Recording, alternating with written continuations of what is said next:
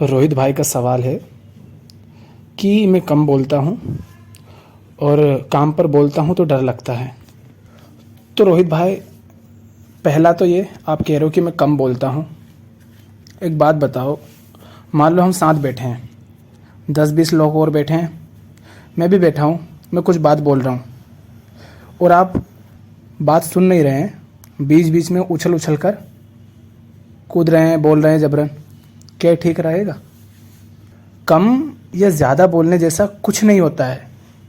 तुम्हें अभी सवाल पूछना था तो तुमने लिख कर पूछ लिया, अगर सामने होता तो सामने पूछ लेते। जहाँ सचमुच हमें दिख जाता है कि बोलने की ज़रूरत है, वहाँ पर हम बोल ही देते हैं। और जहाँ दिख ही रहा है कि बोलना व्यर्थ है, किसी काम का नहीं, बोलना शोर मचाने जैसा ही है, तो क्या ज़रूरत है वहाँ पर बोलने की? शांत रहो ना। जिन लोगों को तुम महापुरुष कहते हो, वो बहुत बोलते थे और उनसे कम भी कोई नहीं बोलता था। जितना अधिक वो बोलते थे उतना ही ज़्यादा वो शांत भी रहते थे, बाहर से भी और अंदर से भी। वो तब ही बोलते थे जब बोलने की ज़रूरत होती थी, और तब इतना बोलते थे जितना कोई नहीं बोलता, और बाकी समय वो शांत रहते थे क्योंकि ज़रूरत नहीं है बोलने की। क्या हर बात पर बोलना, छोटी छोटी चीज़ों पर? तो पहली जो बात है आपकी कि कम बोलता हूँ, तो कम बोलने में कोई समस्या नहीं है। जहाँ आपको ज़रूरत होगी आप चुप नहीं रहेंगे, आप बोलेंगे। हाँ, लेकिन फिर दूसरी बात आ जाती है, जो आपने कहा कि काम पर बोलता हूँ तो डर लगता है। देखो, हम डर कब लगता है हमें, या कब हम बोल नहीं पाते हैं? जब हमारे स्वार्थ जुड़े होते हैं। या तो हमें कोई चीज़ मिलने वाली होती है, वो नहीं मिलेगी, इसके डर के कारण हम नहीं बोलते हैं, या जो मिल रहा है वो छिन सकता है। तो अगर कहीं पर बोलने की ज़रूरत है और फिर भी नहीं बोल पा रहे हो, तो उसके पीछे एक ही कारण है, स्वार्थ छिपा हुआ है। कोई भी व्यक्ति डरता नहीं है अगर स्वार्थ नहीं होता है। मान लो मैं काम कर रहा हूँ किसी कंपनी में, उस कंपनी का कोई मैनेजर हो मुझसे ऊपर, उसकी हर बात सुनूंगा मैं, वो जो कहेगा मानूंगा। वो कहेगा इतने बजे आना है, उतने बजे आऊँगा, चाहे मुझे अपने दूसरे काम छोड़ने पड़े। क्यों? इसके पीछे डर छिपा है। ये डर क्यों है? क्योंकि उसके पीछे स्वार्थ है। नहीं तो सैलरी कट जाएगी, जॉब छूट सकती है। तो ये जो स्वार्थ है ना, यही होता है जो इंसान को गुलाम बनाता है। यही है जो इंसान को डरा लेता है।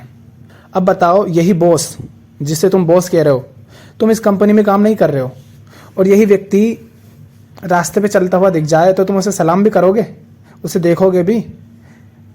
जैसे बाकी लोग गुजर जाते हैं ना तुम्हारे सामने से और तुम्हें फ़र्क नहीं पड़ता, चाहे कोई पैदल जा रहा हो, कोई गाड़ी से जा रहा हो, कोई कार से जा रहा हो, कोई फ़र्क नहीं पड़ता ना हमें। कितने ही निकलते रहते हैं, सब पर थोड़े ना हम ध्यान देते, सबको थोड़े ना हम सलाम करते हैं।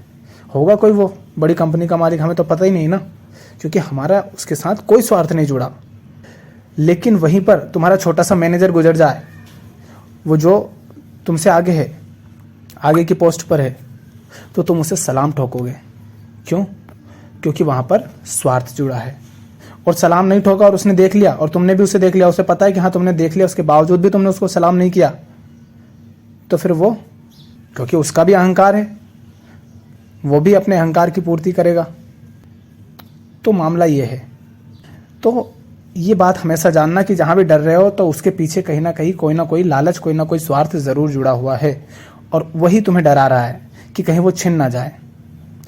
कोई औलाद बाप से नहीं डरेगी अगर बाप से कोई स्वार्थ पूर्ति नहीं हो रही है। तो लड़का किसी लड़की को खोने से डरता है और नाम उसे देता है प्यार का।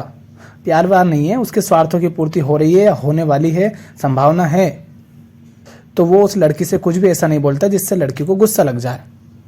और पत्नी पति से कुछ ऐसा नहीं कहती जिससे पति गुस्सा हो जाए, क्योंकि बहुत सारे पत्नी की कामनाएं पूरी हो रही पति के दम पर। तो जहाँ कहीं भी ये डिपेंडेंसी है, निर्भरता है, स्वार्थ है, वहीं से डर पैदा होता है।